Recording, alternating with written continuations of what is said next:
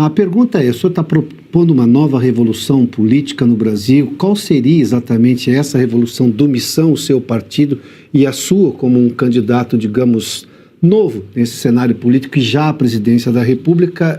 E, claro, como vai fazer essa mudança que o senhor está propondo, levando-se em conta a vida brasileira como ela é? O Brasil precisa de não digo uma revolução em termos clássicos, no sentido, vamos dizer, robespierrano, mas o Brasil precisa de uma reforma muito profunda na sua forma de fazer política. E o grande diagnóstico nosso, para todo mundo que está nos assistindo, isso precisa estar claro, é quem é o adversário, o que nos impede de ser grande, o que nos faz corrupto.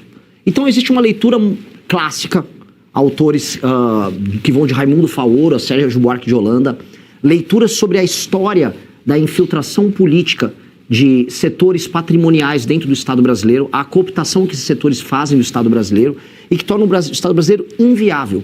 O porquê que tantas regiões são tão pobres no Brasil e não conseguem evoluir? E quais são as consequências disso para um país que nunca se modernizou de maneira completa? A gente tem um Estado democrático de direito? O nosso Estado é funcional? O Estado brasileiro entrega os tais direitos que ele garante na sua Carta Magna para as pessoas que moram nas regiões mais pobres? A leitura nossa é uma leitura muito clara e eu creio uma leitura muito precisa. O Brasil, em parte, é um país moderno. A gente está em São Paulo, a gente está aqui na Avenida Paulista, um local que já foi, vamos dizer, lar do capitalismo industrial brasileiro. Ao mesmo tempo que a gente visita outras regiões, eu pude viajar pelo Brasil e ver isso, em que nós estamos no período colonial ainda, com pessoas vivendo quase que na servidão. Eu faço uma correlação direta entre os escândalos de corrupção brasileiro, os problemas que a gente vive com o próprio STF, que se tornou um mediador dessa loucura toda, a ineficácia da aplicação de políticas públicas, a pobreza institucional que nós temos, com isso, com a superação de um modelo, e é isso que nós estamos propondo como missão, um modelo político que faça que o Brasil seja permanentemente subdesenvolvido, que a gente nunca consiga apagar as amarras do passado. E com a provocação que eu deixo aqui, a principal provocação. Hoje, o Brasil é administrado por um presidente do Senado que é do Amapá, que é um estado inviável em termos econômicos. A Câmara dos Deputados, de um deputado que é da Paraíba, outro lugar inviável. Falamos sobre o Flávio Dino, ministro no STF, que veio do Maranhão, um estado que as pessoas são tratadas como animais. Outro Cássio Nunes que foi nomeado, que é do Piauí, que teve agora seu maior líder político, Ciro Nogueira, envolvido numa operação. Onde eu quero chegar? O Brasil que trabalha e produz está na mão de políticos que exploram a própria população nos seus estados, se apropriam dos recursos dos outros estados da federação e mantém a gente nesse ciclo de corrupção. E se a gente quiser resolver todos os problemas, e isso envolve problemas que vocês fazem cobertura há anos, como o caso do STF, a gente vai ter que encarar esse aí. E aí eu montei esse partido político junto com um grupo de jovens ao redor do Brasil, que é o Partido Missão, para enfrentar especificamente esse problema. Se a gente conseguir resolver ele, a gente vai desatando os outros nós. E desatar esses nós, acho que é a missão da minha geração.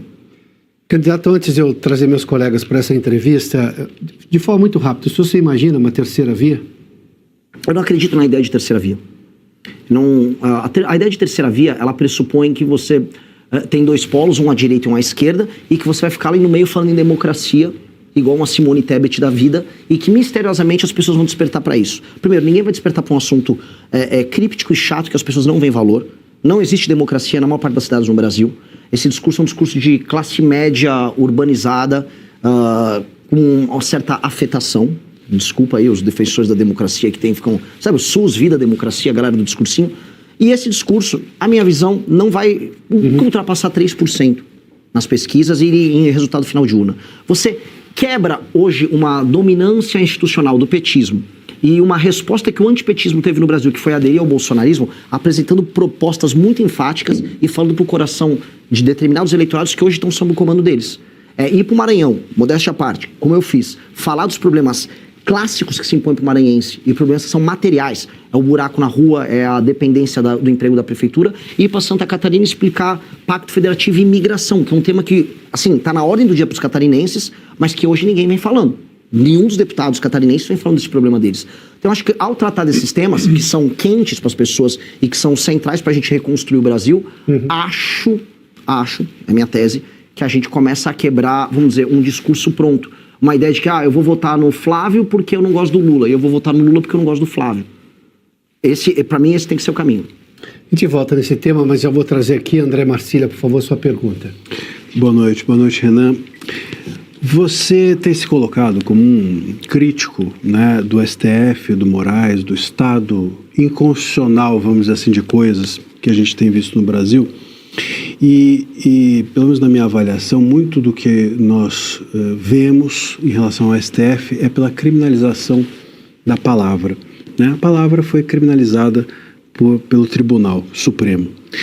Mas também já vi manifestações do senhor de que entendeu ou entende que houve tentativa de golpe em relação ao 8 de janeiro. E muitos críticos dessa narrativa do golpe é de que isso tudo se deu também pela palavra, esses inquéritos todos abertos porque as manifestações foram antidemocráticas, supostamente, ou porque houve milícia digital. Enfim, a gente está sempre em torno da palavra, de criminalizar essas pessoas que supostamente deram o golpe pela palavra, por terem se manifestado.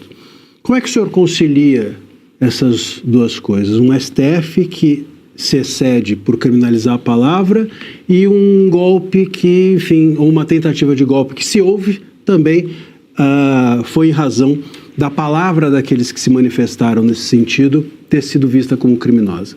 Marcílio, esse é um dos assuntos mais difíceis de explicar para as pessoas, porque existem as simplificações que todos fazem. Então, quando eu falo da tentativa de golpe, eu não estou falando do dia 8 de janeiro.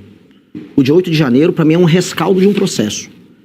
O dia 8 de janeiro foram pessoas que foram levadas a crer que elas tinham que ir para frente dos quartéis para salvar o Brasil de um golpe do Lula, um golpe do petismo, um golpe do STF, um golpe comunista. E elas ficaram sem comando ali, se organizaram numa manifestação, foram alvo, como depois foi demonstrado, de um ardil ali aparentemente, tem que ser cuidadoso que eu falar, do Flávio Dino, mas do então governo Lula, que não colocou as forças de defesa para fazer a segurança. E eu organizei já muitas manifestações pelo Brasil. Todas, especialmente as de Brasília, contavam com presença de forças nacionais. Ali não tinha. E aí essas pessoas, elas cometeram um crime, elas invadiram prédios públicos, elas depredaram os prédios públicos e elas têm que ser punidas por isso. Não com a pena que elas receberam, mas quem invade e depreda tem que ser punido. Não é isto quando eu falo da questão do golpe. Isso aqui é um rescaldo. Quando eu falo do governo anterior, o governo anterior levou um acirramento, motivou através de aliados pessoas a irem para frente de quartéis, e eu creio que pessoas envolvidas nesse tipo de trabalho insidioso tem que ter algum tipo de punição também. Dito isso, esse é o problema que fica complicado no Brasil. Nós estávamos vivendo já, especialmente desde 2019, começou lá com a Cruzoé, a criação de um regime paralelo dentro do STF, que é criado. Eu gosto muito de falar do direito penal do inimigo, que é uma tese que eu quero aplicar para o crime organizado, e que não encontra eco hoje com os ministros do STF. Mas, curiosamente, o direito penal do inimigo, que cria institucionalmente um inimigo do Estado, que seria um grupo de pessoas, ou uma quadrilha, uma organização que busca cometer crimes em série, eles fizeram isso com os bolsonaristas, vamos colocar ali. Eles foram tratados como, você citou bem as milícias digitais, que foi um termo que foi criado ali, eles foram qualificados como parte de um grupo de pessoas que tem que ter parte do seu direito de defesa mitigado, e com base nesse inquérito, que aplica o direito penal do inimigo, eles foram para cima desses adversários. Essas figuras, algumas delas estavam incorrendo em crime? Sim. Foi oferecido direito de defesa próprio? Não. Então a gente entrou, e está vivendo desde 2019, num limbo. Um limbo que teve motivações políticas, retóricas em termos de ação do então presidente Bolsonaro, e que teve da parte do STF uma concentração de poder e uma violação de direito de defesa das pessoas. Até porque se a gente quiser ter direito penal do inimigo no Brasil, isso tem que passar no Congresso. Isso não tem que ser determinado por uma ação por ofício do próprio STF. Então, esse imbróglio é um imbróglio que tem que ser desfeito. E o que a gente tem que fazer num governo novo é recolocar o STF dentro de uma caixa. Só que a gente não vê vontade institucional disso acontecer, porque quem assume grandes poderes não quer abdicar deles. Houve uma disputa agora, e essa é uma discussão que estava tendo no STF, sobre a nova composição do STF com as nomeações que estavam sendo feitas pelo Lula, inclusive. Inclusive, uma novidade dessas é que o próprio Messias não seria da ala do senhor Alexandre de Moraes. E isso motivou Alexandre de Moraes a ir contra a nomeação do Messias. E não é que isso seria bom, a gente está tão ruim em termos de democracia no Brasil, ou de instituição, é que o Lula está montando um grupo próprio para fazer talvez o que o Alexandre de Moraes faz, mas com a turma dele. E aí o Alexandre de Moraes se organizou, se articulou e foi para um caminho contrário. Então, quando a gente olha no processo histórico como um todo, não dá para falar que nós estamos institucionalmente num país sério. A gente está num país doente. E vai ser dever do próximo presidente da República resolver isso. Posso só fazer um complemento? Mas o senhor mencionou estímulo, estou usando a palavra que o senhor usou, estímulo para ir à frente de quartéis. Isso também não seria o uso da palavra? E aí eu só acrescento o fato de que, por exemplo, no dia 8, o Bolsonaro não fez nenhuma manifestação em relação àquilo que estava acontecendo. Mas o Trump, por exemplo, estimulou, vamos dizer assim, usando também essa palavra, as pessoas para irem ao Capitólio. O senhor acredita que o Trump ali estava tentando um golpe dentro dos Estados Unidos? Esse estímulo, volto a dizer, não seria também um uso, uma visão criminosa a respeito do uso da palavra? Eu não tô tão a par do caso do Trump do 6 de janeiro deles, como é que foi, porque tem tido uma discussão nos Estados Unidos. O do Bolsonaro, eu não acho que a culpabilização que tem que haver sobre o Bolsonaro é sobre o dia 8. Não temos que julgar a questão do dia 8. Quem transformou o dia 8 vamos dizer, na peça de resistência da discussão toda foi o STF, porque interessava tornar o dia 8 o dia da democracia. Tanto que ele passou a ser comemorado ali. Isso foi uma manobra política. As questões que envolvem o Bolsonaro são pretéritas, são no ano de 2022 ainda. Eu não acho que tenha relação com o Bolsonaro a questão do dia 8. Acho que o que o Bolsonaro deveria ter feito, aí assim, como um líder político, era mandar aquelas pessoas saírem dali. Tinha pessoas pedindo intervenção militar com o Bolsonaro no poder na frente de quartel. E o Bolsonaro, como líder, vendo aquelas pessoas estavam debaixo de chuva, debaixo de sol, servindo a uma causa que não ia dar em nada, ele tinha que mandar elas saírem. Ele não mandou elas saírem, porque o Bolsonaro não é um bom líder. Nunca foi um bom líder. E ele não fez isso. E aquelas pessoas correram um risco que ele não correu, porque ele estava nos Estados Unidos, na Disney, com o Pateta, com o Mickey. Eu não consigo achar isso uma coisa séria. E aquelas pessoas terminaram presas. Estavam num vórtice de loucura grande e foram presas. Mas a situação do dia 8 é uma coisa, a situação que envolve o Bolsonaro no ano de 2022 é outra. A gente tem que fazer esse corte. Porque quem quer misturar esse corte, Marcília, na prática, é o próprio STF e é o governo Lula. Tanto que eles querem, já a gente vai ver, vamos querer transformar em data de comemoração. Dia 8 de janeiro, dia que a democracia venceu. Organizaram manifestações todos os últimos anos e todas O governo já fez isso. O governo fez, porque o Lula já governo fez. quer criar isso. Eles querem criar, veja só. É que sem o dia 8 não teria como haver a possibilidade de criminalização, porque o dia 8 foi o ato de execução que tornaria uma cogitação, suposta cogitação de golpe, em um crime. Precisaria do ato de execução, né? E o dia 8 foi usado pelo STF como esse ato. É aí onde o STF erra. Você deveria determinar uma outra punição para os envolvidos. Então, mas sem o dia 8 aí não houve então golpe. Sem o dia 8 eu não creio que é o culminar de um golpe. Isso é a narrativa que foi construída para isso. Os tais atos preparatórios, os atos executados em 2022, visando a um convencimento, às vezes meio forçado, de liderança das Forças Armadas, eles estão em outro cenário, em outra discussão. A questão toda é que a gente está falando de uma guerra que é jurídica, mas que é política e é simbólica. A questão do dia 8 era fundamental para eles construírem a ideia de que nós estamos permanentemente naquele filme Ainda Estou Aqui, numa luta contra a ditadura.